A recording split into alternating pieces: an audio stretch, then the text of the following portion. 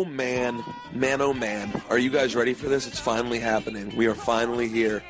The De La Soul, Juan Epstein, live from Atlanta for A3C. Before we get into it, I want to shout out our friends at Squarespace, squarespace.com.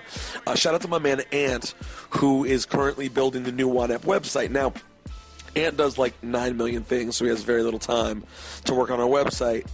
But that's what's amazing about Squarespace. It doesn't really take any time. It's so easy. And the version I saw of it that he's already done in like no time is beautiful. Literally beautiful. Okay? Super easy. So here's what I want you to do. If you support Juan Epstein, if you're excited about De La Soul, if you're excited about the fact that next week we have, I don't know, Stretch and Bobbito. Well, if you want to hear these episodes, support us. Go to squarespace.com. Use the code WANEP on Squarespace and make the best website imaginable for the cheapest, for the easiest possible, lowest level of stress. Head over to Squarespace, okay? Blog, website, store, whatever you need. Squarespace.com. Use the code WANEP. Squarespace. Build it beautiful. All right, what's up, ladies and gentlemen? Hello? Nobody has told us, this is before we start, okay. Nobody told us if we're supposed to start yet or if somebody was introducing us, so we just decided to start. So, we're starting. All right. Yeah. Well, good morning. Good afternoon. Good evening. And good night. That's right. Well, honestly, you don't really have to know the show very well to figure that out. But I still appreciate it nonetheless. Yeah. How are you guys? What's up? What's Do up? any of you guys actually know the Juan Epstein podcast? Make some noise if you know Juan Epstein podcast. Okay, thank you. Thank you. And who doesn't give a fuck? That girl, that guy. Most of the people over there. Nobody cares. Or do we sound okay? It sounds slightly distorted on stage. Anything we can do to make that better, because the millions and millions listening at home will want it to be high. They're deaf rugs? Yeah, these are deaf rugs.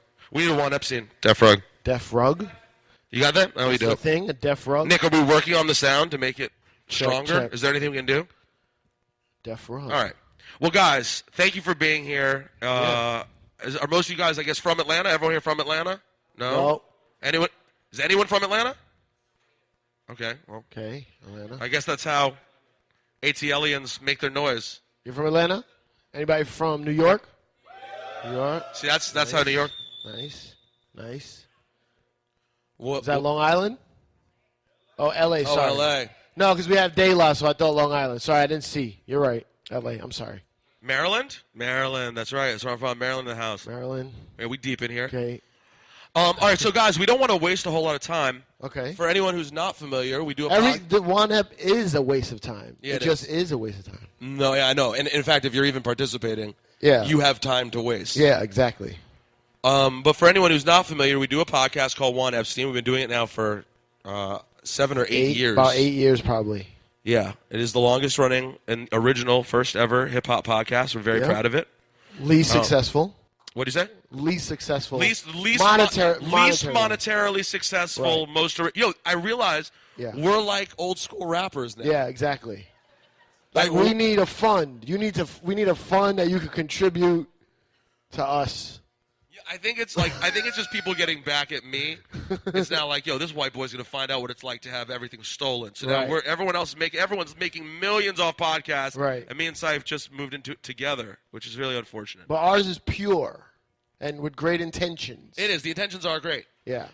So anyways, if you've never heard it before and you're just here because our amazing guest today, we hope you go on iTunes and search for Juan Epstein and subscribe. It's free.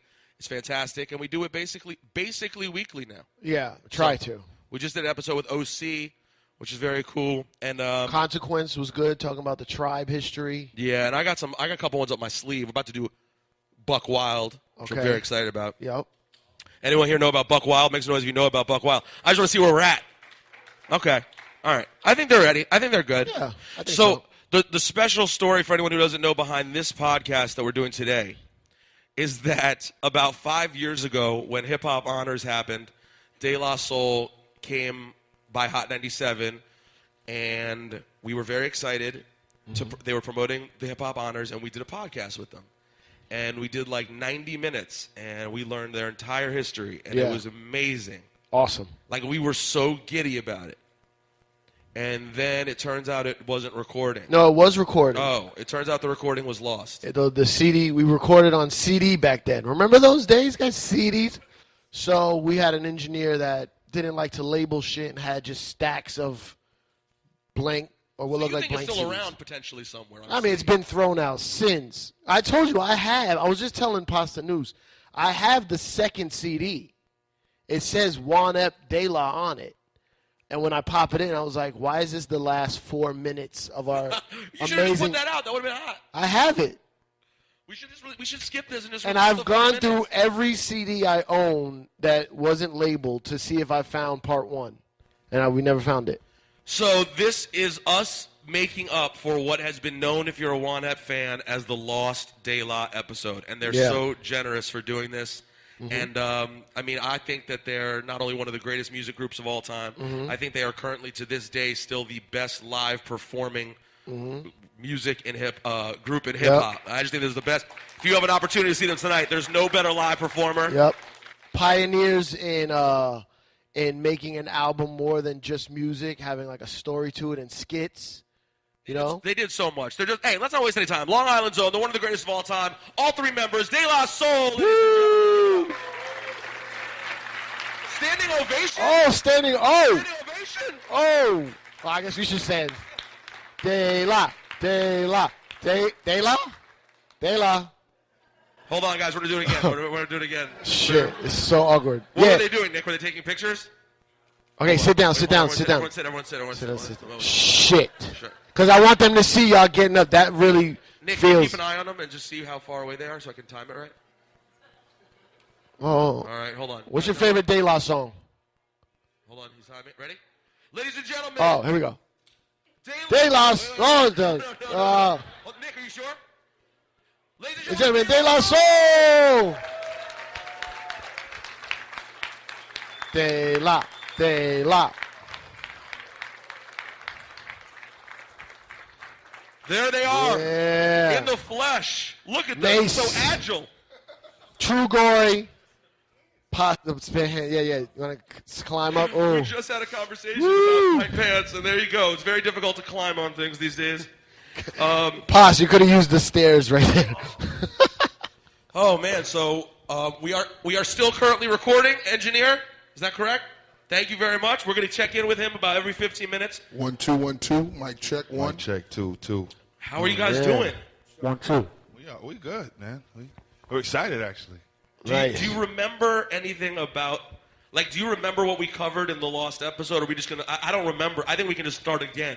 Nah, I don't remember none of it. Yeah, I can't recall. I remember one thing, and I want to see if it comes up. And if it doesn't, I'll bring it up at the end. That's it. You remember one thing. We did 90 minutes. One specific thing that no one else knows that we found out that day. All right, so hopefully we'll reveal it again and people will actually hear what it is. Yeah.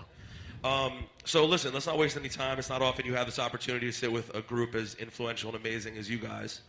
So let's start from the very beginning. How did De La Soul get to meet each other, become friends, and start the beginning of this saga that is now up to 26, 7 years You ago? want like real beginning? Like, Yeah, real beginning.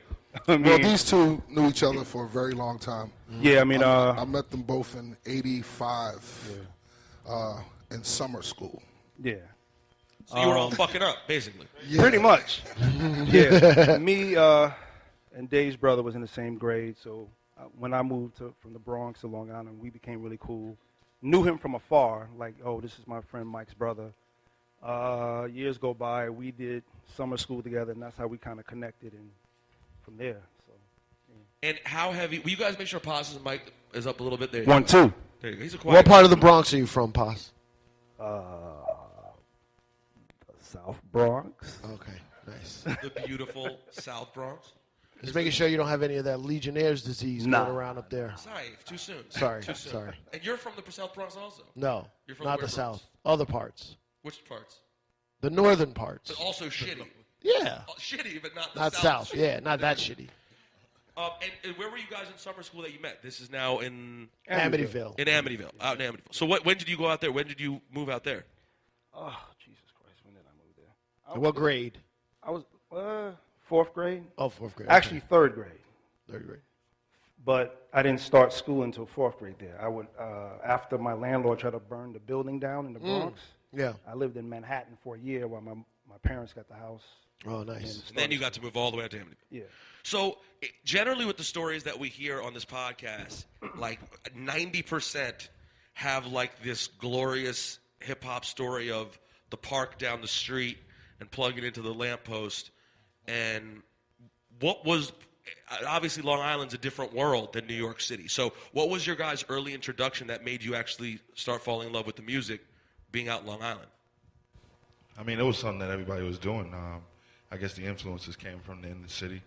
Folks who probably was in the same situation, you know, bringing their kids to Long Island to, you know, have a better life or what have you. And those kids bringing that influence and that music and just that, I guess you could call it if you want to call it a hobby, a thing to do, to Long Island, and then begin to spread and grow. And just it being attractive to kids out there, it just grew there as well. And we weren't doing shows in the park or around or anything like that. We was just doing it in the basement, you know, pretty much. We had basements at the crib. So it was basement parties and, you know. Red light parties. Yeah, all that stuff. So we would be basically at home, just working on music at home, writing things at home, playing records and, you know, doing pause tapes and stuff like that and just. So what was your influence, though, musically? Because the interesting thing is you guys came out, when you look back in history, you guys seem very advanced musically, lyrically, everything, compared to a lot of the stuff that was like pre-85. Because you're basically, I mean, you're nearly contemporaries with the people who we consider pioneers, right? Like the Rakims and Kanes, et cetera. You're only a couple years after that, you know what I mean? So who was influencing you guys musically as you guys are starting to kind of figure it out? And then also, how did you guys, what was the early dabblings in music? Who was rapping? Who was messing around with beats, et cetera? I think early on, the influences were definitely what was to the left, you know? I mean, we loved everybody from, early on from Cold Crush to Fantastic and all those groups. But I think when you started hearing or started paying attention to style and sound and all that, the people to the left more or less caught our attention. The Ultramagnetics, you know, KRS-One, you know, people who were really lyrical, people who approached it a different way. So, but we loved everybody from Granddaddy IU all the way up to, you know, LL Cool J, you know, so. Was there more connection with EPMD or Rakim being from Long Island? I wouldn't That was necessarily. coincidental, I Yeah. think. Yeah, It was happening around the same time. Yeah.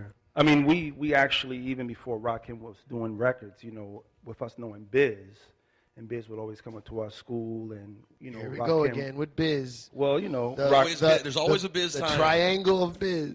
Rakim was doing like house parties or whatever. You would see him doing parties with Biz. So knowing this kid, he went by like the kid wizard Rakim. That's what he was going by. I believe so. Something like that. So You should have kept the Kid Wizard. Nah. No, I guess you're right. All right. Wait, well, hold on. Let's stop for a second, though. How did you know Biz?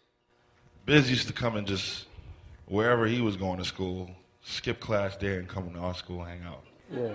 So Who Biz, skipped school to go hang out at someone else's school? Biz would just hang out at Amityville High School and terrorize the principal, actually. Biz used to do, he used to beatbox at a lot of parties around Long Island and a couple of skating rinks and stuff like Biz that. was actually around just promoting his shows. He used to promote all his shows. Yeah, by Like, himself, just what going. you see Biz do today, he always did back Yeah. then. Yeah. He would come through with a flyer. He would beatbox. He would crack jokes. He would snap on you. We had a mean principal, so he won the principal over to allow him to come to the school What? anytime he wanted. What kind of principal what is is- this? They'll be like, yeah, how old was Biz at the time? Like 18, 19 years old? Yeah, he After might have then, been like 18. yeah. But And he would just let him come hang out. he And was scared of him. Hang out, and he would bug out most of the day. He was scared of Biz. He was scared of Biz. Used to just hang out in the cafeteria all day. Some people had like Pizza Fridays, but in Amityville they'd have Biz, had Biz, Biz right? Thursday. Yeah, but Yeah, it's Biz Thursday. so wait, but you were saying you were drawing the connection between Biz and Rakim. So like, Rakim's also doing parties. You guys get to go do a house party and see Rakim perform? I mean, when we were going to different house parties, we would see, an early JVC Force before they really got on.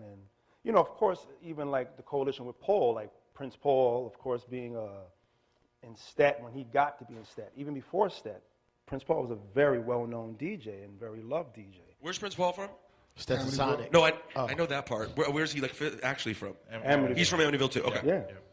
So I mean, that when Paul got on and just as Stat came out, it just made you feel good. Like wow, like someone from the neighborhood got on. It just puts that fire in your belly there. It's kind of cool. Like around then, you'd see people at block parties or Wine Dance Day. You'd see Rakim get on the mic, or Amityville Day. You'd see folks get on the mic. Or you see Groove Be Chill. There was another one. Kaz Another would come out group. to Amityville a lot too. Grandmaster Kaz. Okay, and what are you guys doing at this point? Like musically, what are you trying to do, each of you? These guys were in a different group at one point. And Potts was a DJ and he was a beatbox.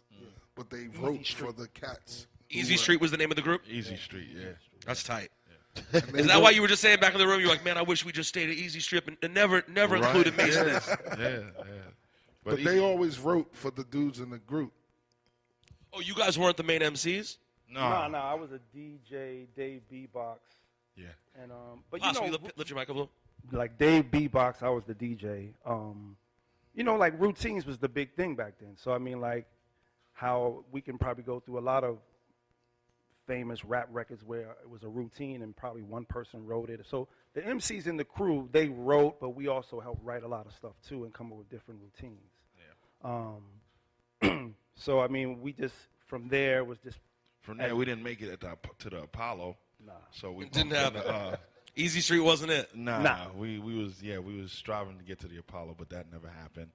And, Oh, but that was like a big goal. that was a goal. Yeah. That was a goal. Yeah. Actual goal. I'm sorry that didn't work out. Yeah, it didn't work out. But we broke from that, and myself and Pops was just basically always writing. We always kept notebooks where we write ideas, a theme to a song, a concept, rhyme styles, records that would match that. I mean, we had like just a notebook full of ideas, which eventually became what we presented to Tommy Boy, along with a couple of songs and them looking through and seeing our ideas like, these guys really got something going on here. But before that, Your demo to Tommy Boy was a notebook. it was a of notebook ideas. and a cassette tape. Yeah. So, ladies and gentlemen, if you're looking to get into the rap business and impress a label, just show up with a notebook, a little cassette. But Mace was one of another popular DJ in the neighborhood, and we actually connected with a friend, Charlie Rock, who was a part of De La as well before it was called De La, and he brought Mason. Chuck basically didn't fit the whole vibe, and he wanted to do his own thing as well, so we was left with Mace. Damn. We just left. Yeah, we was left with Maceo, so it kind of worked out, and from that point we just started like making songs and again going through those concepts and creating ideas and stuff, as a threesome. So now we're getting to it coming together. What are some of those early original ideas that ended up on the demo? And also, how did you end up getting to go to labels and how did it all come together? It was we had this routine. Plug tuning was a routine. It was just basically a routine, a rhyme we would do in a backyard party and what have you.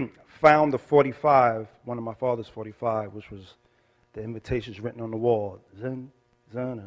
I played it. I paused it, played it for Dave, and I was like, "Yo, this could be the plug tuning routine. We can make a song to this." And he's like, "Yo, that's cool." Mace, he was working with what's his name? The MC at the time with Gangsta B. Gangsta B. Gangsta B. Yeah, Mace was in another group as well. He was moonlighting. Like him and Paul was working with this gentleman, Gangsta B, on this label from Everett Collins. He lived on my block and he was the music teacher.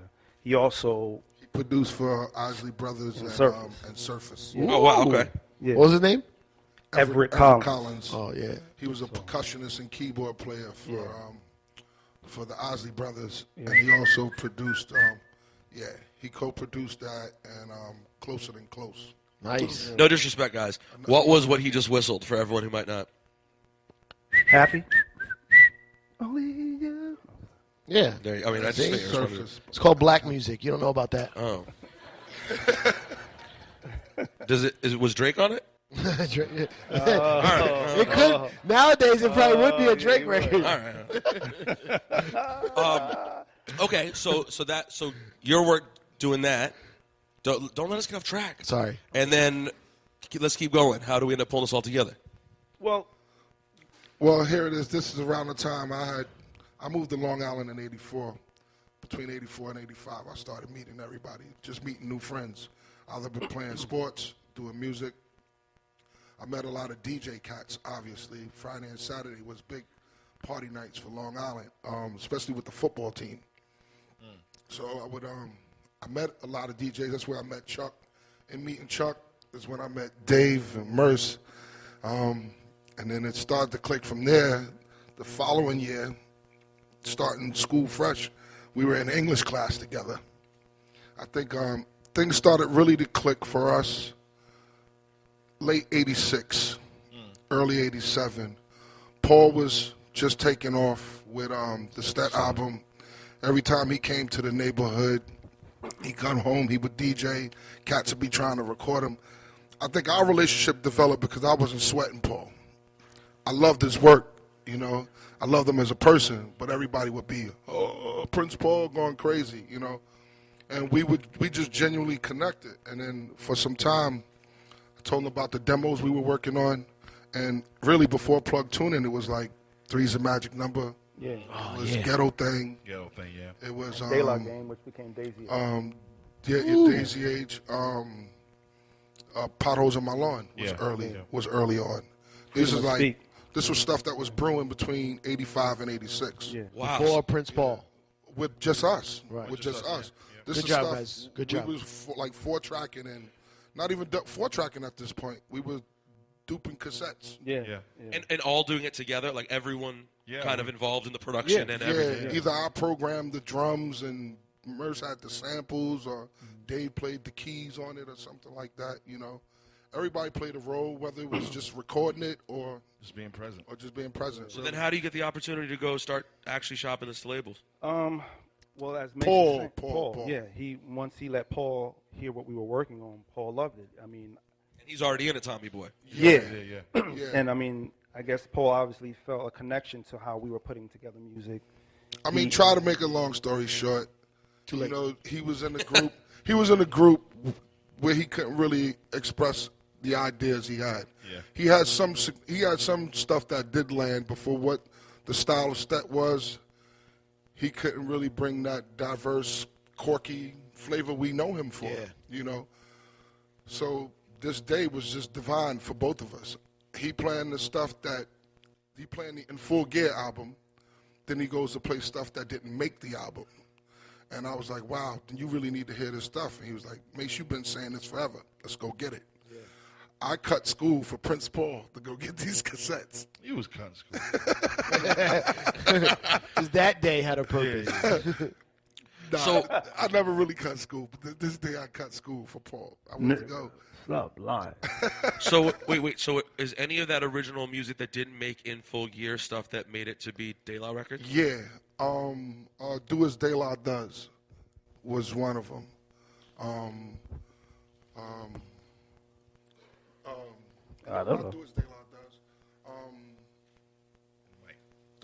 Does. The Mace has body. The Whisper record.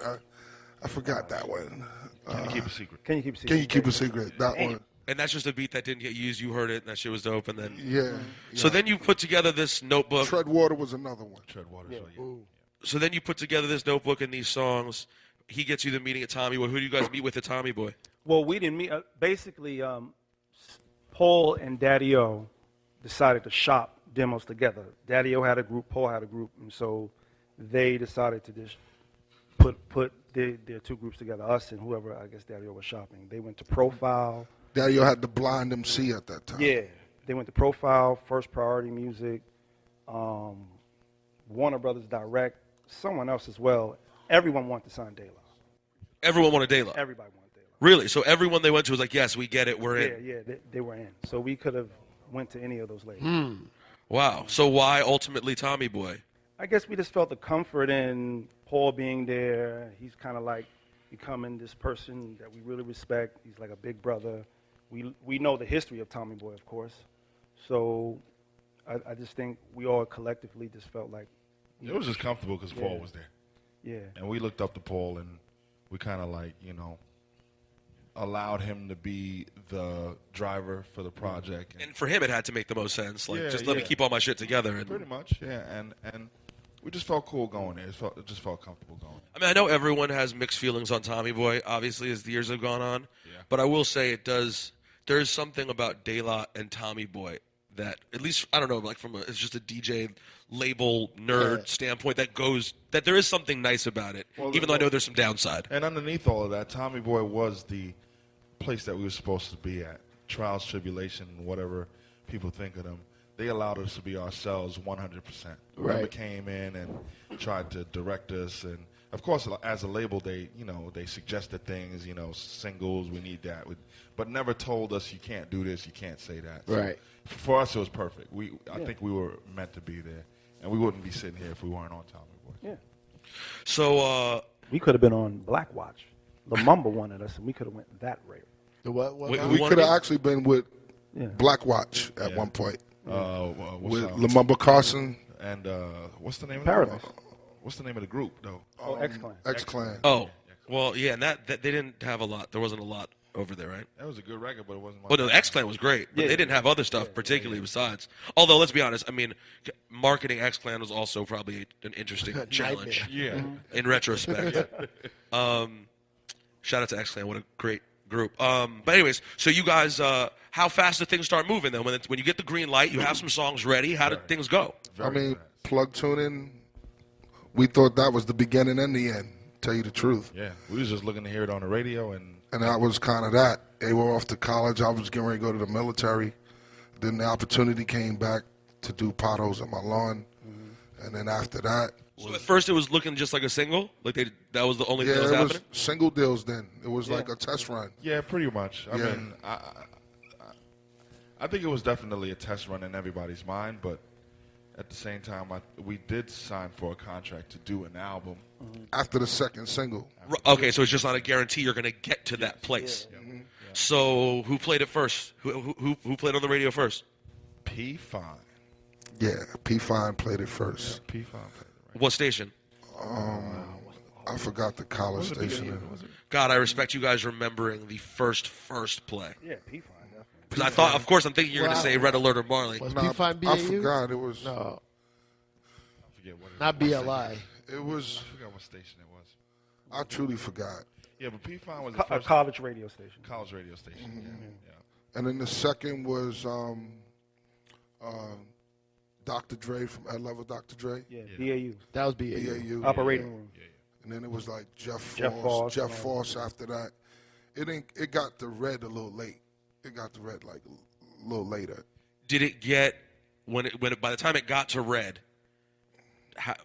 Did it feel like a frenzy? Could you feel that there was true momentum? I mean, it's just like as May saying, to have Red DJ over, cut it up, to hear Mr. Magic say world premiere and then your music play. Yeah. That was a big thing for us. Yeah. But then After that. to hear like someone from the label was like, yo, they're playing it in Texas.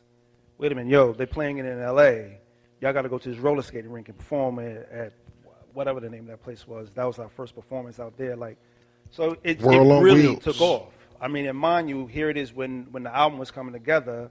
Our first performance we do at a Stetsasonic release party, and Russell comes up to us like, "Yo, I'm on your dick. Like, I want to sign y'all." Direct quote? Direct quote. Direct quote. I figured you wouldn't have said that unless it was a direct quote. You don't even want to see the hand movements he did. Shout out to Russell. Yeah, no, we know Russell. Russell back in the day was pretty extra, Oh, he's all Russell's pretty zen, extra. He's all zenned out now, you know what I mean? But Oh no, all you got to do is put a microphone. He's But still. like we're like, we young kids like, yo, this is Russell Simmons, and DMC's at the front of the stage, is like, Wow. do it again, perform again. So it was great. What were you performing? Just Plug tuning? plug tuning. Yeah. That's it. Shit, that's dope. So we were signed to Rush immediately. Like we was on Rush Management. Oh, management, yeah. All right, so now you're signed to Rush Management. The label's probably geek because Plug Tuning's actually doing its thing. Yeah. And then they're like, all right, what do you have next? Pretty much. Yeah. What's next? And we were straight into the studio recording an album.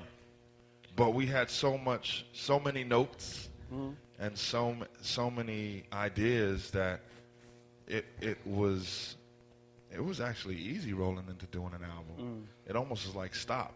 I guess that's why we ended up with like 27, 28 songs. But the ideas were there, the records were there, and we were just recording them at that point. You know? In the Long Island, or were you? No, we were now in the city. Calliope Studios at this point. What studio? Calliope. Studios. That's where Stet recorded, Biz recorded. Everybody. Everybody. Is anybody like, now that you starting to get a little success, you're recording an album, is anybody popping up? Where's Q-Tip popping up, or any of these people? Yeah, they didn't come around until in recording that album, we had a show in Boston somewhere, I think us and Jungle. Yeah. And that's how we kind of connected with them finally. Right. You know. So that's how the Jungle Brothers thing started, was just at a show? Yeah, Just we at a did show. Boston, a gig in Boston, a day gig in Boston, doing a show. Saw Jungle a week before. At Latin Quarters. Latin Quarters. And it was like, yeah, we got this gig coming up. That's when Jimbrowski was huge. And we Straight Out the Jungle just dropped. Yeah. The album just dropped. We did the gig in Boston, and we was like, yo, we got this song that like kind of like it's almost like a parallel to Jimmy. We got this song called Jenny. And they was like, oh, that's dope. Let's hook up over the weekend. We got a show in Queens. And then we hung out with them in the show in Queens. And then Queens Day. from that point, invited them to a studio session that we had possibly maybe a couple of weeks later. They came and hung out in the studio. We met Q-Tip at that show in the park. Q-Tip and Ali. Q-Tip and everybody in them came to the session that we had a couple of weeks later. And we recorded Buddy. Yeah, it wasn't even planned for them to be on Buddy. Yeah. They would have came a day earlier, a day later. They could have been. Oh, Buddy wasn't going to be a posse cut. No, it was just they came to the studio That day you was playing that, so then they got on That's that. what we was working on. We was working on that. Like, yo, It you was want to like, jump on this? And they just rhyme on this. yeah. Yeah. Ooh, I want to say it was a lot. It was heavy. A lot of people involved in that record. I think. Yeah, I was about to say, how did everyone else? Because other people, like, how did Moni Love? Like, how did everyone get involved in that? And I don't recall if Moni was there for No, she the wasn't there for the original original. version. Nah, the remix. For the She was a remix. remix. Her and Latifah. Right. Yeah. Okay, Like so you what's added them. considered the standard or original version of Buddy is obviously the remix. Is the right now is the remix. So what ends up being the second single after Plug Tunin'? Is it Potholes? Potholes, yeah. Potholes. Which, by the way, in retrospect, what a weird fucking song. You know, like I remember as a kid, it seemed totally normal. Like, I love this song, but like when you think about it in the landscape of hip hop, it's a pretty random, weird. Which I guess totally sums up perfectly the role that you guys played in general. Right. I mean, that's who we are as people. Yeah, exactly. So it's like it was perfect for us. I mean, we didn't even see it. We never roll into these songs thinking of doing something different or being, different or avant-garde or some shit. You're just doing. It's just we doing it, and it makes sense to us. It sounds good. It sounds cool, and it's sometimes as stupid as it may sound, it sounds like art to us. You know what I'm saying? So we just do it for just doing it. And a song like "Potholes in My Lawn" was trying to make sense of having a concept, but not wanting to spell it out. So here we go. We want to do a song called "Sucker MCs Bite My Rhyme," but let's call it "Potholes in My Lawn." And I mean, when that came out, that was another one. It was just like, okay, I think I was on the Long Island Railroad when I heard that the first time, like on a little Walkman radio thing, and those things just happened. We was taking it all with a grain of salt, like I don't think we ever thought being obviously any sort of like rap stars or anything like that. It was just like we was doing our music, and fortunately it was being played. So. We thought we were stars. We thought we were stars in terms of, as you said earlier, we had succeeded because we just heard it on the radio. That was Right. enough. That was it. Yeah, that was enough. I that mean, was the it. first time we was like, I think the first gig we might have had out of New York was Texas, and you would have thought we went to Mars. Like, oh, And the show was with the Ghetto Boys and Sir Mix-a-Lot. and Sir Mix-a-Lot. Yeah. Yo, 80s rap is the best. Like The what best, bro. The bills you Yo. look at. Yo, The best time of my life, Look, man. I man. can't even lie. You got to figure, in '89, the first tour we went on, LL, Slick Rick, Us, P.E., Ghetto Boys, NWA, Too Short. What? Special Ed. Special Ed. Special Ed. We was all on the JJ same Fad. bill. Like all that stuff in the movie of NWA, that tour was the Nitro tour. We was on that tour. We was all on that tour. Yeah, exactly. How much were tickets for that show? No, like what, 20 I mean, bucks? back then, it had been like 10, 15, maybe. Tickets weren't a lot back then. And that was another thing. Tickets Recording- weren't. I'm sorry. Recording 3 Feet High and Rising and the success of that, you know, we went straight on that tour. Like, you know, newbies, like, we was doing gigs and stuff like that. But a tour, like, Yeah, and then that's to be crazy. on a tour with LL, Cool J, Kane. Kane, Slick Rick, EPMD was on some of the gigs. Lot as well. fell off that tree. What? Whole lot fell off those trees. No, I mean, to be thrown into that situation, not only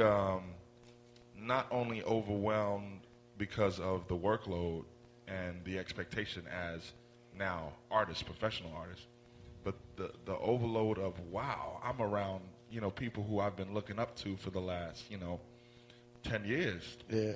To be in the same room and in the presence of LL or LL watching our show, or, you know, and what was cool, what I loved about back then was, you know, people would sit you down. Yeah. Even if it was a minute, you know, Chuck would be like, yo, make sure you know, Russell or DMC would be like, I remember Russell saying, yo, don't be afraid of going out there. If you ever feel anything, you know what running them do? They look over their heads. They don't look in their eyes, just look over their heads.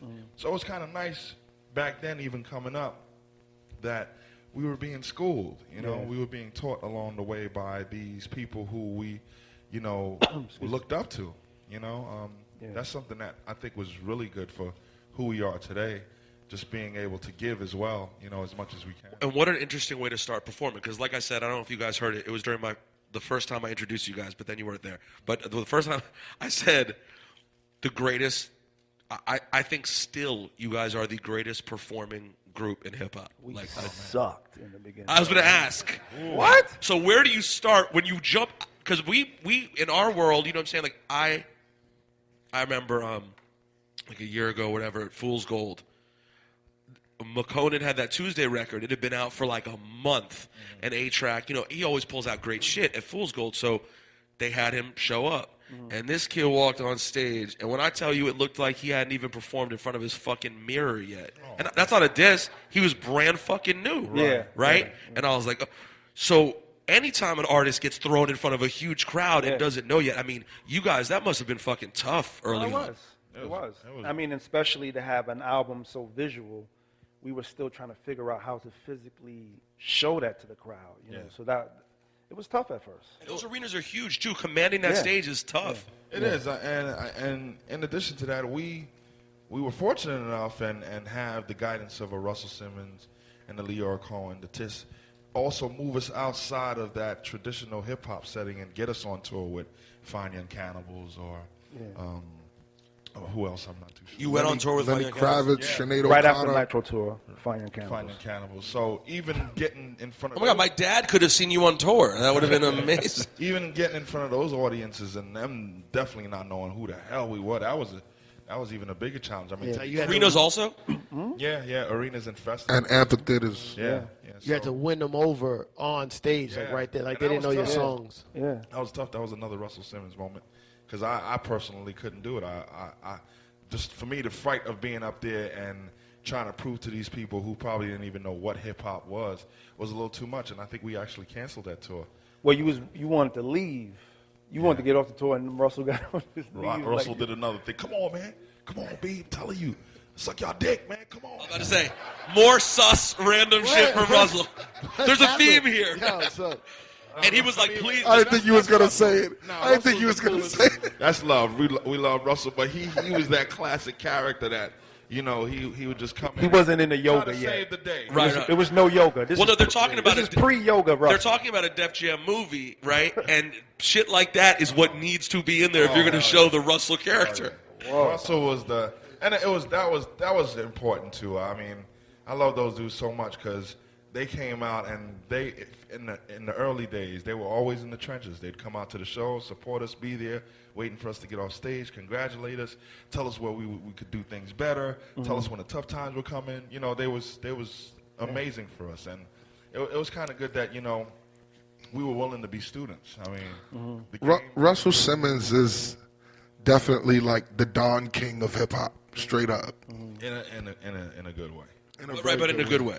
In a very Minus good the way. like ripping off Mike Tyson part. In a very good way, because I mean, he's done really great stuff. Like, come on, he set LL Cool J up. You know what I'm saying? Like, especially the artist that was with him in the trenches. You know, like he brought the business to everybody's talent. You know, I think a big formula of what we still do today come from Russell and Lior. Yeah, you know? Lior as well. You know, we have to echo the same with Lior. Lior has just been amazing. Even to this day, you know, just seeing him is really good. But Lior, I mean, you don't have that. And I remember, and I know you both remember it. I remember the day where it was Tribe about to release their album, and you know, things happen. You know, you kind of like shift. De La's in, Tribe's in, and so many others. And Lior was frank with us. He was like, "Yo, man, tough times are coming.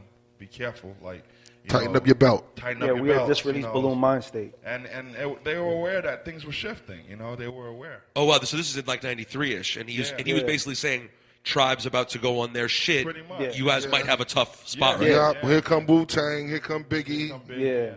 So you know, this album, you know, and I mean, I'm sorry to cut you, but and even talking about albums, Balloon Mind State always been one of those albums where even to this day people will be like, you know what, when that came out, it was like one of your albums I didn't really get into then, but now that I'm older, I appreciate it. See, that makes me feel like a bad De La fan, because I'm an age range when Balloon Mind State came out is when I was buying albums on my own. So that's always been almost my favorite one, because that was my album. Yeah. And it's not like it wasn't strong all the way through. It was complete. Someone tweeted me this morning or on my Instagram when I posted the flyer and was like, Break of Dawn is the reason I'm into hip-hop to this day. And we'll get to Balloon Mind State. Also, I just want to say, you guys were opening up like first for Fine Young Cannibals. You come on first. Yeah. And then who else was on this tour? This is the funniest thing to me I've ever heard in my life. And then Fine Young Cannibals. Oh, really? Yeah, well, look who ended up winning the big one. See Fine Young Cannibals? Where the fuck are you guys at? They're fucking legends. You guys don't even know who Fine Young Cannibals is. I mean, we did it all. We did a opening gig for Tito Puente. We did What? We played on festivals. I mean, we were performing prior to them, but we played on festivals with Wendy and Lisa, Lenny Kravitz, Sinead O'Connor. Yeah, Sinead O'Connor. I mean, so we were out there. We were like, you know, we were doing other things. But I wonder in the long run, because what I was going to say was, so my best friend, my whole life, Ben Pleasure, was always into De La. His older sister, who was, you know, maybe a little older than my brother, but like a super white, hippie-ish girl, like was super into De La. So there was something, I was going to say, like, is it something about your sensibility? Because Tribe generally gets the credit, rightfully so, for being like really crossing over in a huge way and bringing tons of white fans, passionate, not just, they're already random white fans who liked shitty stuff, but bringing passionate white fans who loved good hip-hop in. But you guys actually really did that first with the 3 Feet High album, and I wonder, is it because of your sensibilities and being from Long Island that there was something that people connected to, or is it also a mix of the interesting ways that they put you guys out there and put you in front of people? I think it's a combination. Yeah, combination. Yeah. Definitely a combination. I think when it comes to the actual, you know, music, obviously we try to go beyond just the, you know, typical 1-2-1-2. So I think it connects with a vast array of audiences. And you can relate. This is going to sound weird, but you could go on those tours and relate to those kind of people, because growing up in Long Island, there's a mixture of people. Absolutely. And as opposed to somebody from Bed-Stuy, Brooklyn, that will be around Fine Young Cannibal fans and be like, these fucking white motherfuckers is crazy. That's real. No, that's real. And not only were we, like, you know, crossing color lines, I mean, when we did gigs, you'd see 17-year-olds all the way up to 55-year-olds at our shows. You know, so. And I wonder if that's also the choice of music you guys sampled always, too. Yeah, as well. That definitely played a part as well. Now, Sampling played a significant part back then. Here it is. there was a lot of MCs that weren't that great. It was just based on what they used. Yeah. Made them kind of hot, Right. you know, and how the song structure was formatted and the quality of the mix. Haha. All right, as we continue on, I hope you're enjoying this so far. We still have lots more with De La Soul live from A3C in Atlanta. Next week, Stretch and Bobbito also. And the reason we're able to do all of this stuff is because of our friends at squarespace.com. So if you want to make your own website, if you want to start your own blog, if you want to start your own podcast, if you want to store, if you want to make a dedicated website to Juan Epstein, please feel free. Just do it at squarespace.com. Squarespace.com, head over there, use the code WANEP. When you type in WANEP, not only will they give you a great deal, but you'll be supporting the podcast. So if for any reason you've been considering building a website, I'm not just saying this, this is a facto. There's no easier and more affordable way to do it than squarespace.com. So, squarespace.com, use the code WANEP. That's JUANEP, WANEP. All right? Get the hookup from them and support the podcast. Juan Epstein and Squarespace. Build it beautiful. You mentioned NWA briefly. On that tour, do you guys ever all party together, or did people just... Oh, yeah. Oh, so, yeah. So some of those we scenes, like in the movie, right? Yeah. We have when there was no surveillance, when there was no key cards to hotels and all of that. Yeah. And we've done some. Yeah, we've done There was some shady shit. There was some naughty, fun let's say naughty shit going that went on. down. Yeah. And there would be parties where everyone would be down. It wouldn't be like people would all go into their own... man. Listen, it'd be.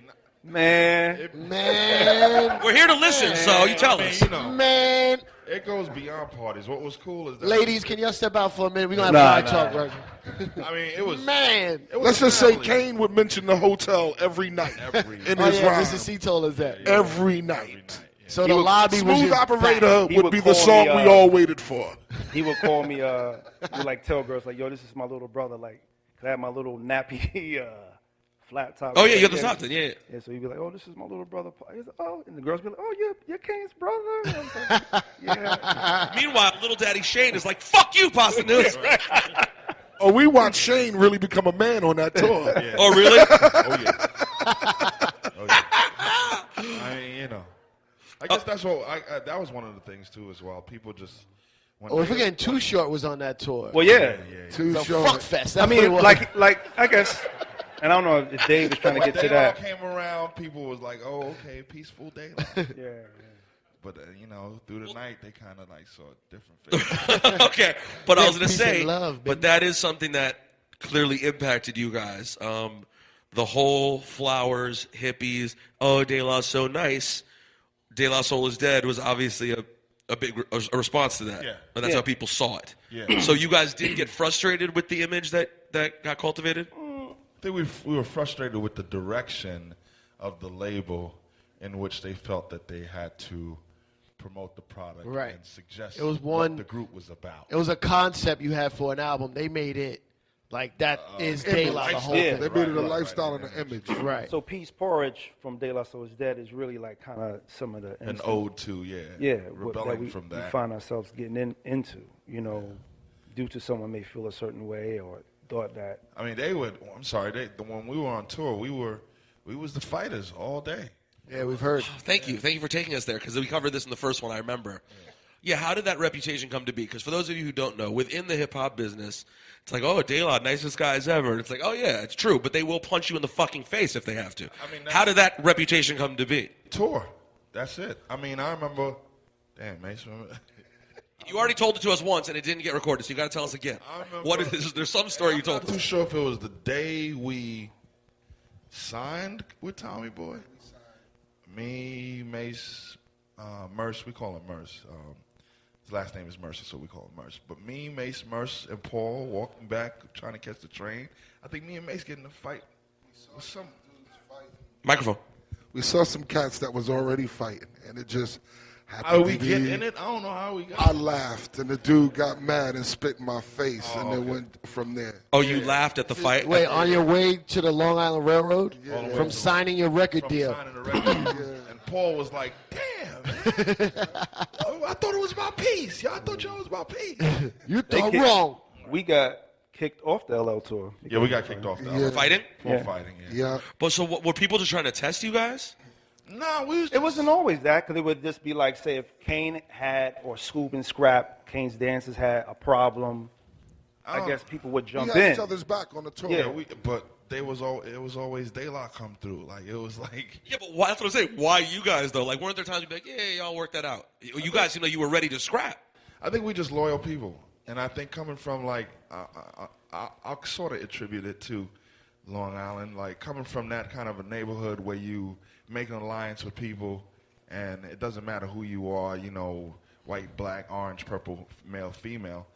I think when we make alliances with people, we have a loyalty there, and being on that tour and looking up to some folks, as well as, you know, sharing day in, day out for almost 2 months straight, we felt like, you know, we're family, and we would do whatever we could for anybody out there. So, you know, we were, I guess, maybe possibly the three people who felt like that the most, because we was in most of the nonsense. Well, and also, yeah, and you guys are younger, and you really looked up to these people. It was Say, that but fried chicken, Mace. It was that fried chicken. Yeah, it started with the fried chicken. Started with the fried chicken. what do you mean start with the fried chicken? Our rider had fried chicken on it. Good. This is grilled. But we got tired of it, and we almost felt like, you know, they were taking us for being the newbies on the road, and they could just do anything for us and feed us anything. It started off with a nice tray of, you know, biscuits, and then by the middle of the tour, it was one bucket of chicken, like, you know. So we started flipping tables over. We committed to flipping the table over every day. Now, Ciph, wasn't there a story on the original Lost episode about a show that you knew about involving them where something happened on stage? The Tretch Perhaps at the that's what it Palladium. was. Oh, the Palladium. Oh, the Palladium show. Yeah. What was the it? night? That was the night. That was Stakes is High album Yeah. release. Yeah, we That's had the night I just- met we- Mos Def for the first time. Thank yeah, you. we did a show at NYU, and then right from there we went to the Palladium, and that was all around. Yeah, we did some at NYU the first, and then we went to the Palladium. And then what happened? What happened? What's the story at the Palladium?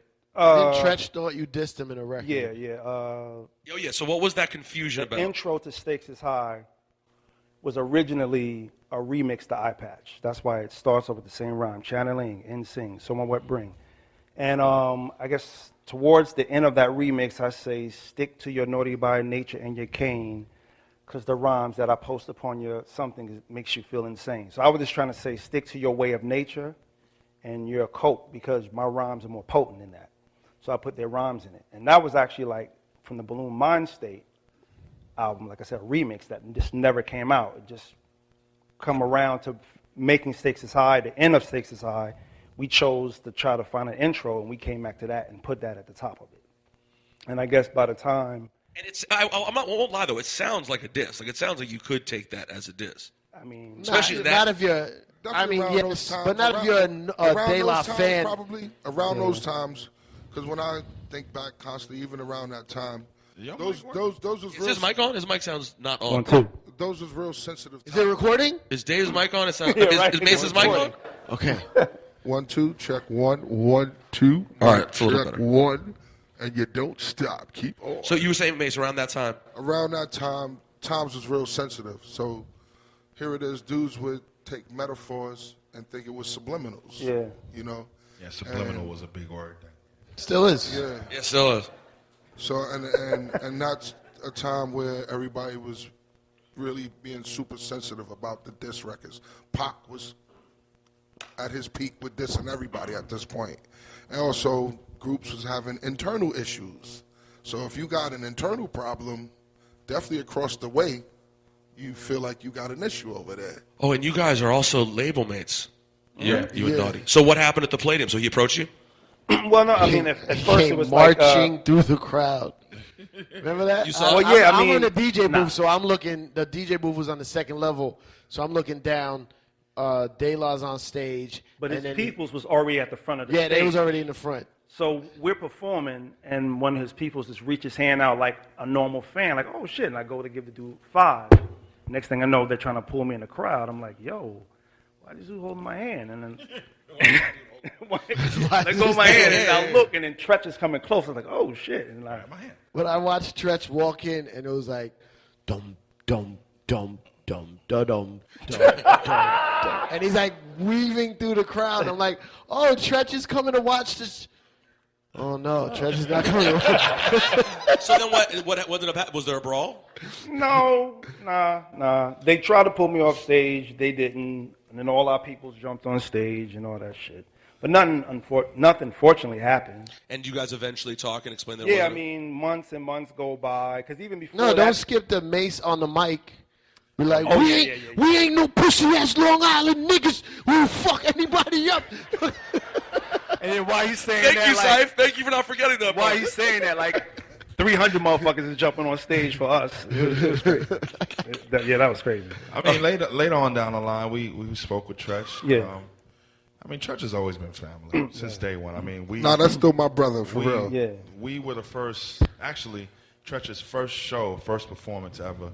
We What up? actually We put him on stage. put them on stage to Yeah, perform. North Carolina. OPP, yeah. Yeah. Yeah. So I mean, and I think he actually went into it like, yo, I was bugging, Well, you know, he confusion. even, when that happened, he let us understand that, like, I had to come there. Like, I had to do that because I felt like he said if he didn't even come there, they would have even took it further than that. Right. So, you know, but So that makes sense. So it was like the best way to just Yeah. do something.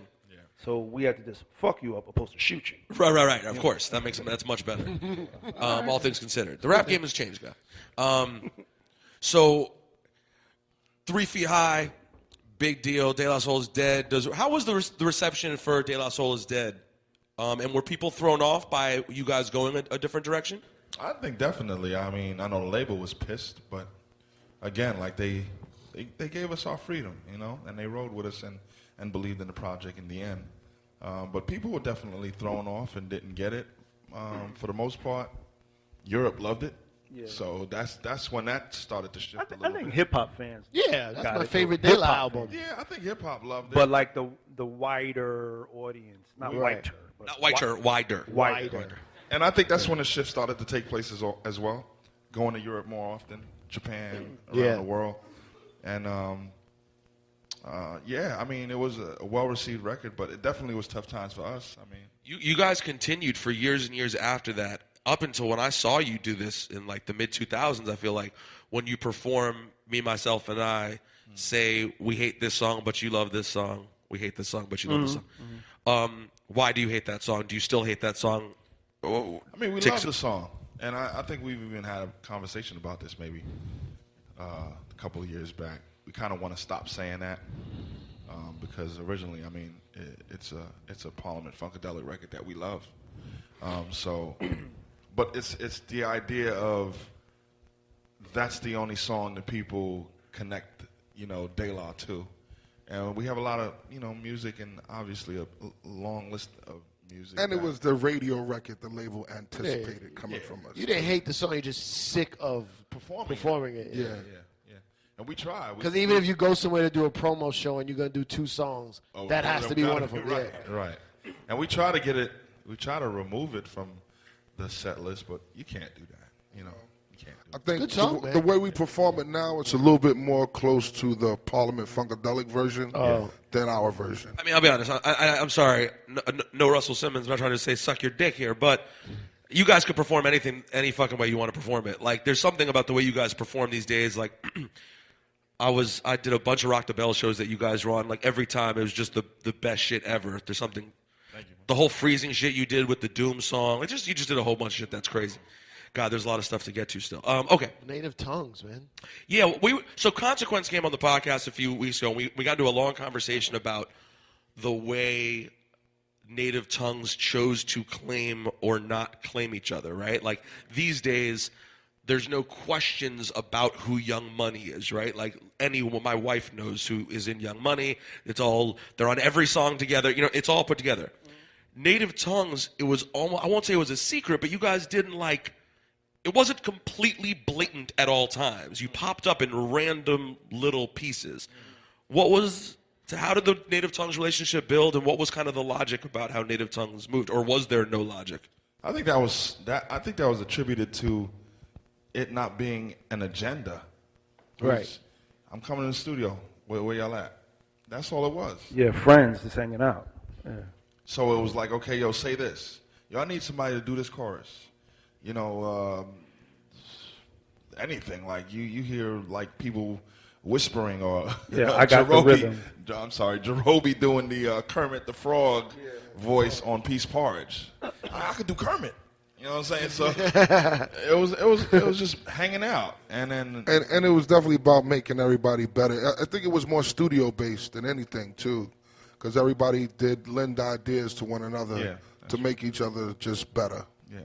I mean, it was definitely cool when I look back on it now, and you can see Chris Lighty, you know, rest in peace.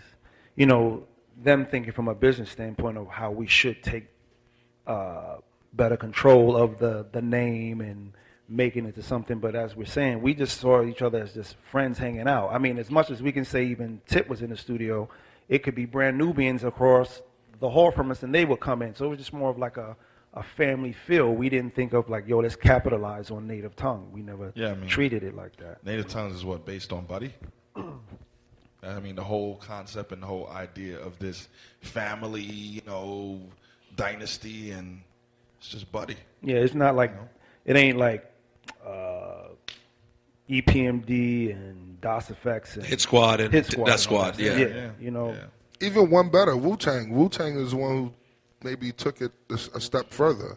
You know, they were But all those they were that groups- dynasty first. You know, All those we groups on were like, individual there was groups. somebody, there was like a leader, and everybody was kind of signed to a one thing. So their agenda was to promote their artists. None of you guys were signed to each other or anything like that. Just all cool with each other. Just friends, man. Yeah, it's just really cool. It just, I mean, it all even came about us being at Africa's house. I walk in, Tip is like, yo, Af, tell Pops what we was talking about earlier. And he was like, yo, we had this idea that whenever we make records, you know, together, opposed to listing all the names, just call ourselves Native Tongue. And I was like, oh, that's dope. I'll go back and tell Dave, you know, Dave and Mace. And Tip was like, I'll go back and tell Fife, Jerobi, and Ali, and da-da-da. And he was going to, you know, Africa would tell Sammy B and Mike. And then it just kind of started from there. I know at one point it just kind of got like, all right, but, you know, when Shock G called me one time, we just talking, he said, yeah, man, it's an honor to be a part of Native Tongue. I was like, oh, okay. And I was just thrown off. I was like, what do you mean? And then I found out like Africa told him he was in Native Tongue. So I was like, But I mean, there was a lot going on behind the scenes as well. I mean, there were times where we were doing things and creating things. You know, Native Tongue also had its subsidiaries. Like there was the Fabulous Fleas. yeah. Who was that? Me, Tip, Africa, and Juju. And there was Kids on Zenith Ave. Who's that? Me, Jerobi, and Mike G. And there was another one as well. Here we go. Here's the Juan Ep gems. Yeah, and wait, hold on. Was this more like just a joke? Like, was it just kind of like for fun? We recorded. I have the. Yeah. Sorry, what was I got that? some Fabulous. You have that? I have Fabulous Fleet stuff. There's music with you, Tip, Me, Tip, Juju. Africa, and Juju. Yeah. Juju from the Beatnuts. Yeah. Where are Fabulous these? Fleas. Where Song are these called, debts? Where can we go? Paz has everything. Paz keeps everything. You live? Don't you live here? All right, everyone. We're in Atlanta, right? I think you live in Atlanta. You live in North Carolina. You live in Florida, from what I remember. So we could go over down to Peachtree or whatever that shit's called. Actually, one of the Fabulous Fleas songs did become a De La record. Yeah. Saturdays. It was What? originally a Fabulous Fleas record, but then I snatched it back. You were like, hey, guys, we're going to take the song from your imaginary group, and we're going to use it with our real We group. need this for a real album coming out. Yeah, right? That's true.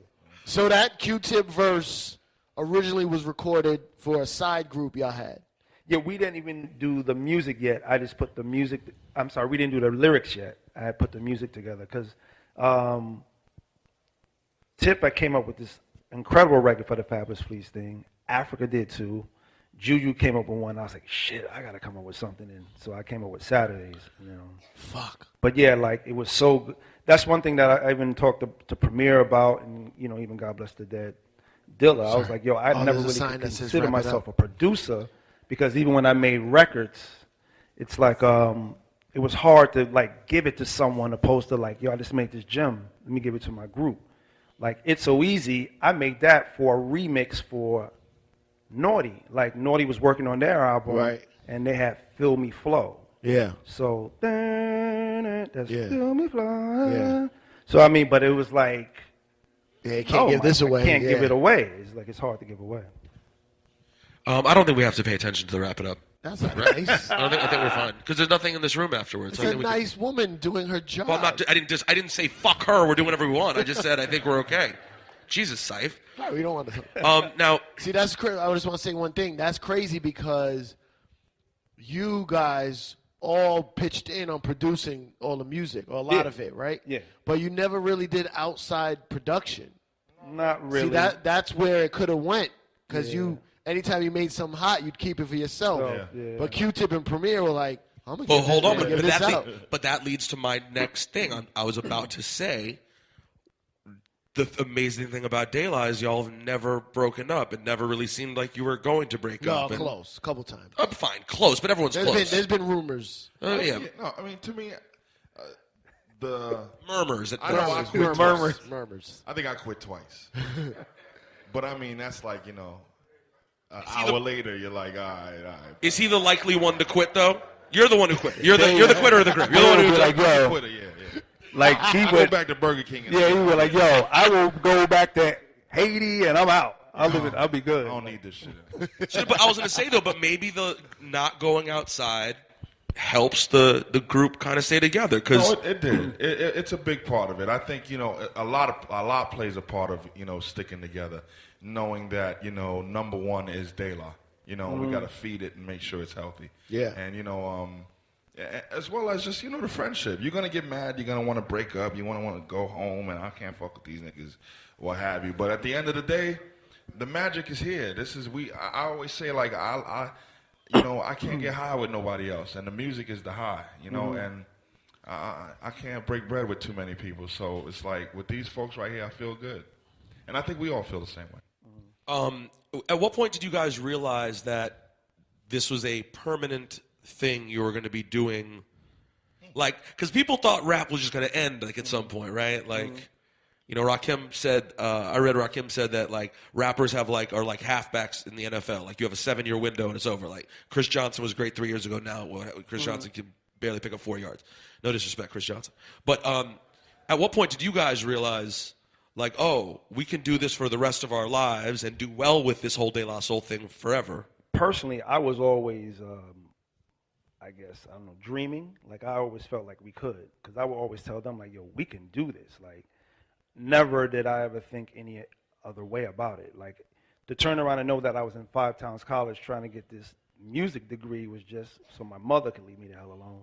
You know what I'm saying? Like, okay, I got to do this Plan B thing, but I always thought, like, yo, this could be forever. Like, Run DMC's going to be forever, or like whoever. Like, I just thought that's how I think we did always say to ourselves, even back then, like, we want to bow out gracefully. When it comes that time where we feel like, all right, we're trying to push something that just isn't working anymore. Mm-hmm. We've always agreed and said, we're just going to bow out gracefully and find, other routes to do things. But it's become such a lifestyle that, not purposely, I think we've mastered this to be able to bow out and come back. And I think that's what we've been doing for the last 27 years, and not strategically, not with a plan or anything like that. It's just when it feels good, we're back in there, and when we feel like, okay, let other things happen and it's not our time, let's just fall back and just watch and enjoy and learn. I think I love to hear Pa say that all the time. Like, we are still students, 27, 28 years in the game.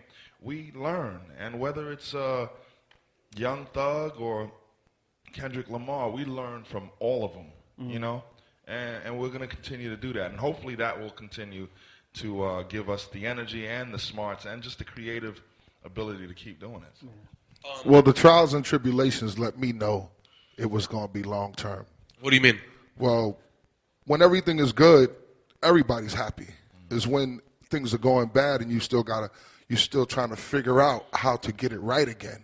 I think we all came to the unit and still try to figure out how to get it right when things got bad. Yeah. When a lot of people came and went in the administration of De La, and when it come down to it at the end of the day, it's just us three. It started with us three. So when, in my world, when I knew it kept coming back to us three, let me know it was going to be forever. Because mind you, we moved to different states. We moved away from each other. But to do this, we all came back to us. Nobody decided to go solo. I didn't go producing a bunch of other people. You know, he didn't go back to Haiti. You know, we really... We're so glad.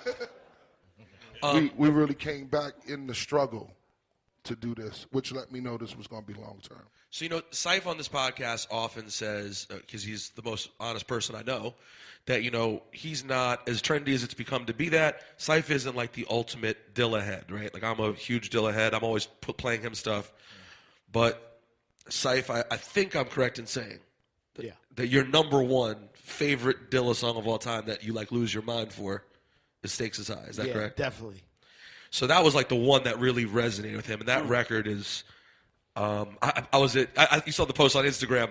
Enough was playing it at the station the other day, and I just like busted in the booth, like, "Yo, you're playing Stakes Is High at noon right now."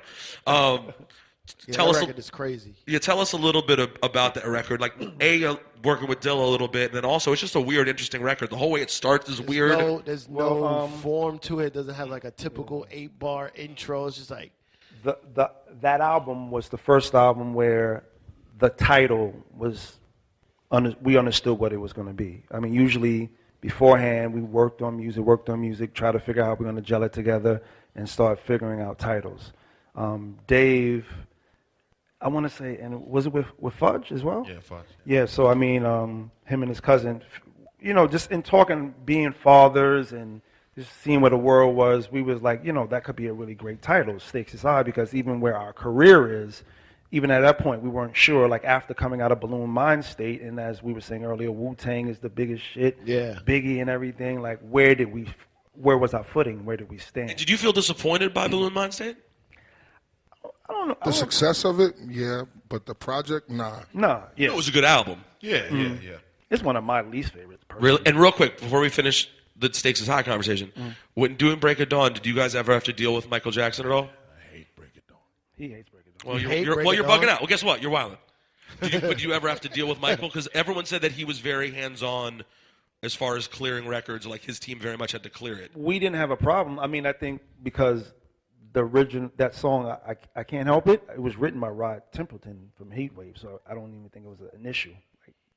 So the publishing was was through someone else, mostly, anyway. Yeah, but there wasn't an issue to clear that at all.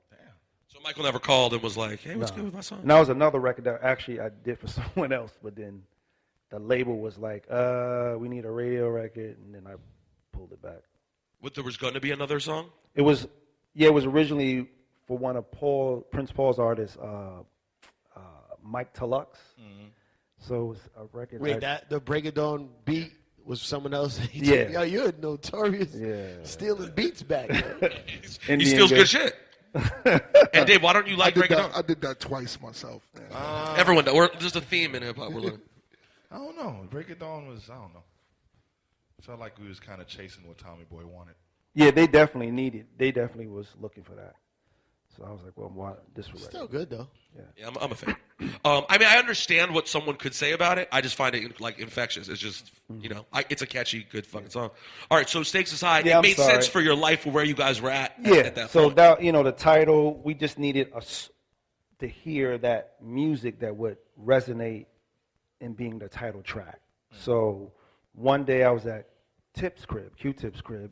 He's playing a batch of this new JD beats, and it was just, you know, one after the other, dope. It got to the point where a lot of stuff he did was so dope, like it was just the norm. So you just listen to it like, all right, it's dope, it's dope.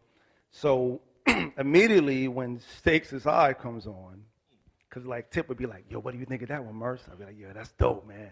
He'd be like, yeah. I think we could, me and Fife, we'll use this one. He laying to the side. Yeah. Like, So he plays another one. I'm like, what do you think of this one? I'm like, yo, that's crazy. Yeah, me and Fife. See, the thing about Tip, he's going to be mad when I say this, but when you say it's amazing, then he's like, let me do something with it. But if you say that it ain't dope, then he'll be like, yeah, really? So when I heard Stakes and it came on, immediately I was like, I need this shit is crazy. He said, yo, what do you think about this one? I was like, I was like, I don't know about this, man. He said, what? I was like, word, because I was like, yo, he's doing the filtering thing, and that's played out. And on my mother. And I was like, yo, where's your bathroom? I went in the bathroom. I called this motherfucker, and I was like, yo, it's this beat that JD did, and we need this shit. And the rest is history. Like, yeah, like, we had to have that record.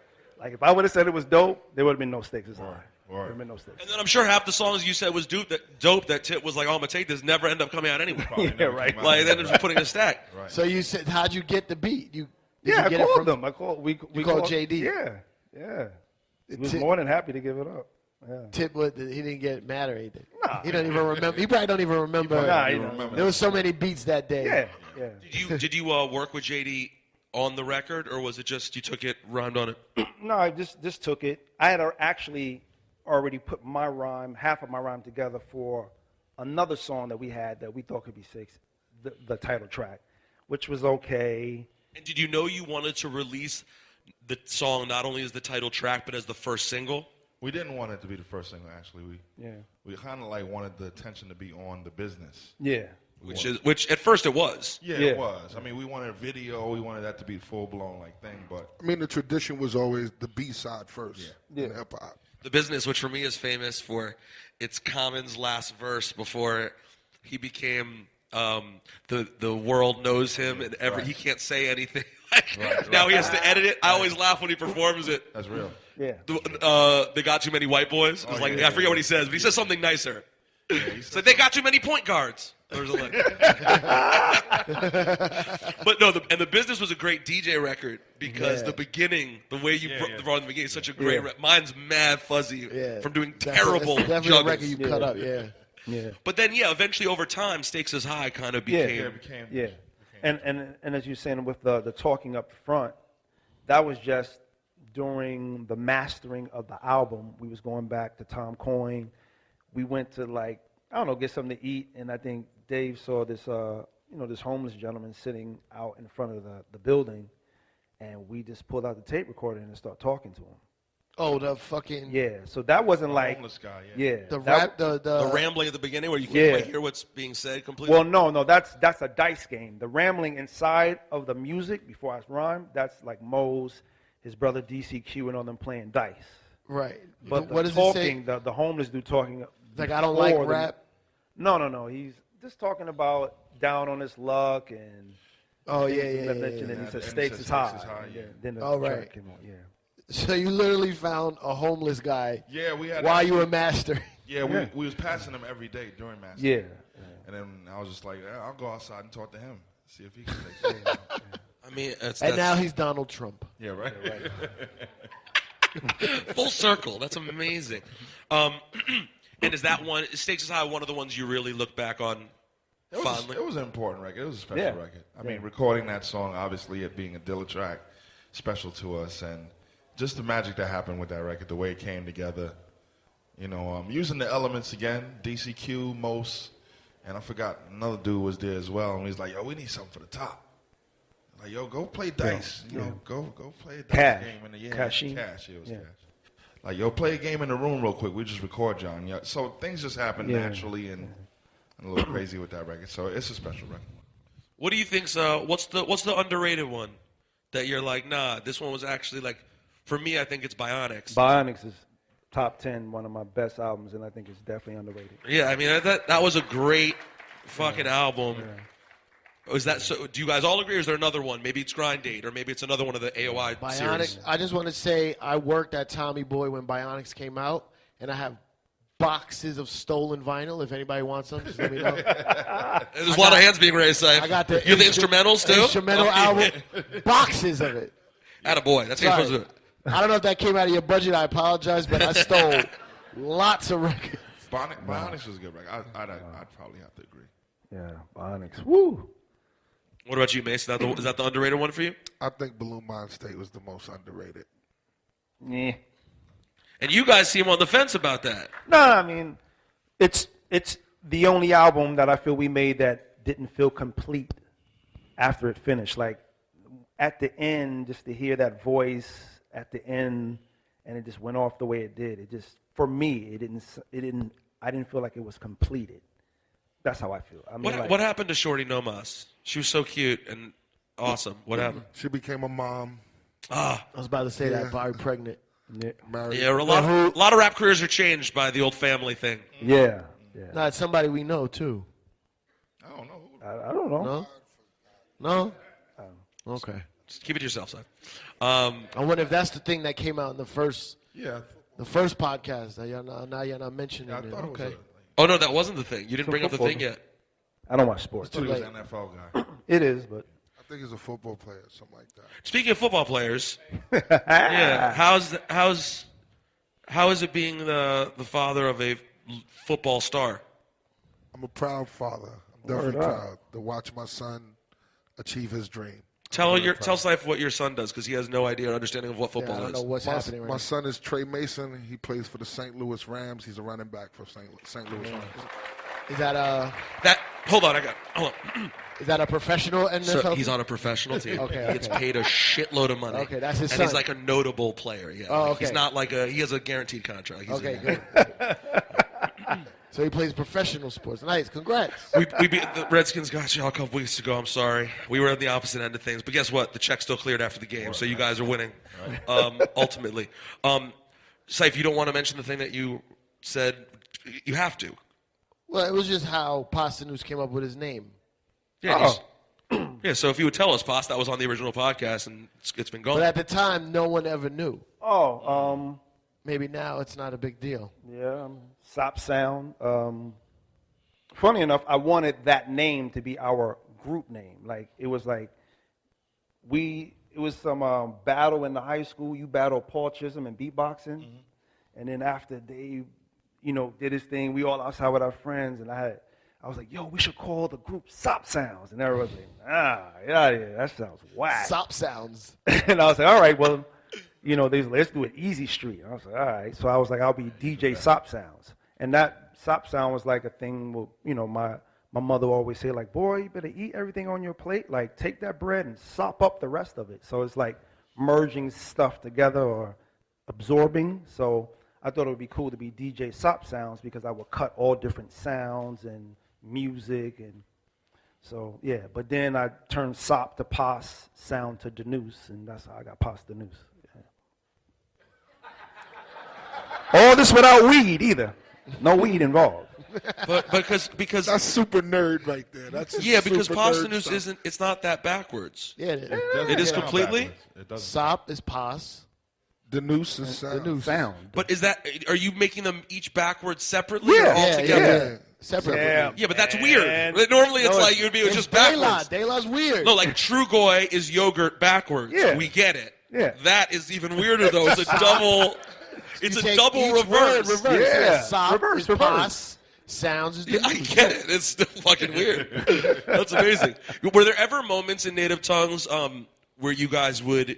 I know everything happened organically, but where you might I feel a little left out. Like a scenario happens, or like one thing happens that's amazing, and you're like, oh, we should have been on that, or it was supposed to go a different way and it didn't. We thought it was just, really dope that if Jungle was winning with whatever record or Tribe the same way. It's funny enough, like, I hated Scenario. Like, I remember telling Tip, yo, I don't like this record. Like, my favorite record was Vibes and Stuff. Yeah. Yeah, so I mean, and You really have a commercial ear there, boss. hey, Vibes and Stuff is like the most underground song. I know, on the but album. I mean, I loved it, and there's so many versions of Scenario because I did 2 different rhymes for it. There's a version with Mace is on it, long rhyme on it, Chris Lighty, so it's different. Oh, versions. that was in the first Yeah. podcast too. Yeah. So you guys were on Scenario. Possible. Yeah, but This version. I told them to take me off. That was ridiculous. Do you remember After the I rhyme? heard Busta's verse, I was like, "You crazy?" And you didn't feel any way about you didn't give a shit. I don't know. I hated Now, that what record. about when Trugoy ends up on Award Tour? I was You pissed you about call that. Q-Tip and you're like, yo, fuck you. Why is it just him? No, because it was so dope, and I remember. Was that the same album when he did the joint with Large P on it? Yep, same album. Yeah, I want the rhyme on that. And it was like, Ooh. nah. So I was like, fuck you, I'm gonna get you back. So when we did Lovely How I Let My Mind Float, and we was in the studio with Biz, Tip was like, yo, let me get on that. I said, nah, man, they got enough people on it. Yeah. How was the award tour situation cool, Dave? Like, No, that was cool. We was all just sitting in. Actually, Tip was down the hall recording in Battery Studio. We was on the other end, and he came in the room and was like, "Yo, I need a chorus. I gotta." I'm like, well, let me hear it. And went down the hall, and we actually sat down in like maybe 5 minutes and wrote it together. The rhymes were there already? Rhymes Or weren't just there, a beat? no rhymes. Just a beat. Just a beat. So he wanted a... You just wanted something. so do you write the chorus? Yeah. And you have writer's credit for the chorus? Nah. No, back then it was just like- we're friends. That didn't start until Mace, like the other Mace and Betha came in. You charge friends. You don't. We That don't wasn't a charge thing. friends. No. So no publishing for that. Yeah, stuff. not charge him for upfront fee, but you wrote on the song. Yeah, but So, I mean, we did that. We did that like. That was the vibe. yeah. The vibe was just like help each other. Yeah, it would help you later Yeah. on in life to collect a check. Help you buy Yeah. another house because award tour becomes a huge hit. No, And what- you know what's crazy? Honestly, it would happen that way to this day. same thing. Same thing. Yo, what the fuck? And speaking of which, what the fuck was Cipha MCs? That record, like, where'd that come from? And- Shafi Shafi MC. MCs. Yeah. Shocking females. yeah, but like, what was the record for? Like, you have that? You know the record? No. Anyone know that record? It's a clear auditorium. It's on Clear Lake Auditorium. Oh, was that JJ? Yeah, no, JJ knows it. Nerd rap, yeah, we have like DJs all got it. It was on Yeah. bootleg, like. But yeah, what was it? Was a De La Tribe record, Yeah. of which there aren't that many. Yeah. Nah. You know, so it's kind of an interesting song in that sense. So what happened with that?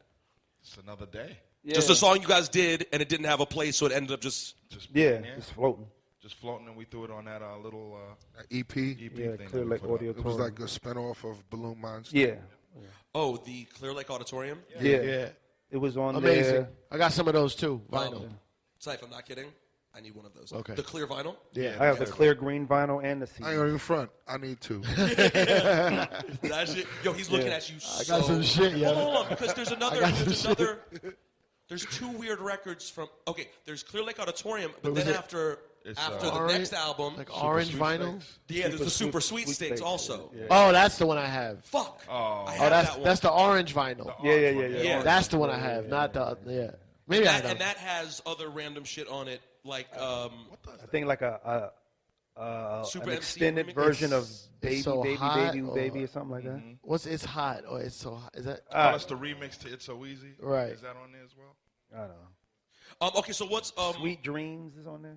Yeah, there's a lot of De La bonus records like that if you're not like a DJ nerd, so you might want to go looking around the internet. They probably all exist somewhere, ripped on some like Norwegian website where you Yeah, can't pretty read much. it, and you have to figure out how to download Won't it. find it on iTunes. So what's the plan? What's next for De La? Are you guys gearing up to do one of these times when it feels like coming together, or what? I mean, this album that we're releasing is just about done. We have a new album coming out 2016 entitled Anonymous Nobody. That's right. We did a Kickstarter for that. What was that? March, April, around that time? Yeah. April. Yeah. Raised just over $600,000 to record the record. wow? People like you guys. They really like. No, that you. was amazing. How does that feel? Like, that was I didn't know about. I would have contributed. that was amazing, man. That was like give them something now. I don't have. I don't have Wi-Fi. I don't want to attribute it to people just really liking us. There's a lot of work that went into that. You know, here it is. People like us, like they like Kane and like they like Special Ed, but it's the work I think we put in the last 3 years for that Kickstarter to be as successful as it was. Yeah, I agree. Does that include the thing you guys did with your music when you did that really interesting thing when it was like your music hadn't been available previously? Yeah. And you sent that email. It was one of the most brilliant things I've ever seen. Yeah. Was that all part of the same movement, or is that a separate piece? this is an organic thing. Somebody coming up with a great idea, putting it out there, giving it a shot, and not being afraid to invest in what we feel and what we come up with the help of friends and people who care about us, and just shooting it. You know, just giving it a shot. Even the Kickstarter is basically us networking with people and getting some ideas of how to do things, and then just feeling, brave enough to give it a shot. Yeah. And as successful as the free album release, that was a great setup for the Kickstarter. And In addition to the Dilla mixtape, Oh yeah, of course. that was for which was donations. another random one. Like, he was like, yo, let's do something. We had went to Dilla Day and we saw Phife perform his song that he did, and it was like, yo, man, let's try something. Let's give it a shot. And also this album, just conceptually giving an idea a chance. We had been performing with a band called the Rhythm Roots All Stars out of L.A. for several years, over maybe like 8 years or so, and we just came up with an idea to record with a live band. But opposed to just recording with a live band, which has been done so many times before, we went in and recorded with these guys over 2.5 years, just jam sessions. We just let them play whatever, with a little bit of guidance and direction from us, saying, stay there, try this bass line, or what have you. They just jammed for over about 250 hours. And then we took another year to go back and listen to those jam sessions and sample from that. Wow. So, That's dope. that's the concept of this record, where we basically are sampling ourselves. And just coming out with, new tunes. We're probably 95% of the way into the album. We got Still got to get like a homeless guy. Yeah, we got to find a homeless dude. But we got some interesting people on the album. Yeah, it's interesting. People that we really respect and, took the time to suss out. 2 Chainz is on the record. Wow. Yeah. Rock Marciano's on the Marciano's record. Ooh, okay. Who else? David Byrne of Talking Heads is on the record. Well, of course. Yeah. Yeah. Damon Albarn. Damon Albarn of Blur. Gorillaz and Blur is on the record. We got a record with Usher. Usher's on It's the album. dope. It's Got a lot of it's folks. easy to do stuff, let's do a record with Common and Q-Tip. But we just figure let's push. Snoop's on the album. Yeah, Snoop's on the album. Yeah. That's It's amazing. a dope album. And we have and 2016, is that the closest time frame we're gonna get? We know anything else? Yeah, Nah. I mean, we in the midst of the whole Kickstarter campaign, we suggested that we would get it done by September, but honestly, it'd be rushing it if we put it out, and we want to do it right. So we're hoping. I'll throw a date. I'll throw a month, probably like March. We'll have the album. So we're All right. working on it and trying to complete it. Wow, Yeah, that's it's almost finished, so it's definitely coming. Yeah. By the way, just because I feel like we haven't mentioned it, we should just just at least mention it. Ooh was a fucking amazing random. There's a version of Ooh with Corrupt on it. Yeah, but Corrupt. That's another thing from the last podcast. Yeah, I remember because the that. remix is supposed to have Corrupt and Redman rhyming. So that exists. That is somewhere. Yeah. Yeah, the Corrupt version. Yeah. Why don't you Redman put didn't- that stuff out? Yeah. What about all the In shit you time, have? my brother, in time. Yeah. shit out, please, man. please. Well, that was a time for Corrupt with what was going on with Death Row. Yeah. So it was, you got to get clearance for people like that. Yeah. Of course, that would be. In time, though, we got a lot of stuff that we want to We release. got tons of shit. Yo, listen, we're just so happy that not things happen. Nothing's guaranteed in life, and as we get older, groups don't work out, things fall apart, people change. People, let's keep it real. Sometimes they just lose it. They're just never quite the same anymore, and they try to make it, and you're always kind of like, you feel bad for them. You're like, oh, this isn't it. I love that you guys are a group that we always just get to admire and never feel bad for. Thank you, Like, man. all we do is admire you and be like, wow, this is amazing. So make some noise for De La Soul, everyone. Yeah, baby. Oh wow. Nice. Thank you guys for doing this yet again. Word. Thank you. Thanks for having us. Thank y'all. Did it record? Press save. I'm going to go. No, I'm doing it myself. I'm going back to myself to go Save press that. save. Press save. Guys, thank you. Thank you guys all. Thank you guys. guys for coming out. Appreciate it. 3:30, rock Subscribe in. to Juan Oh, Epstein. Why you gotta play that?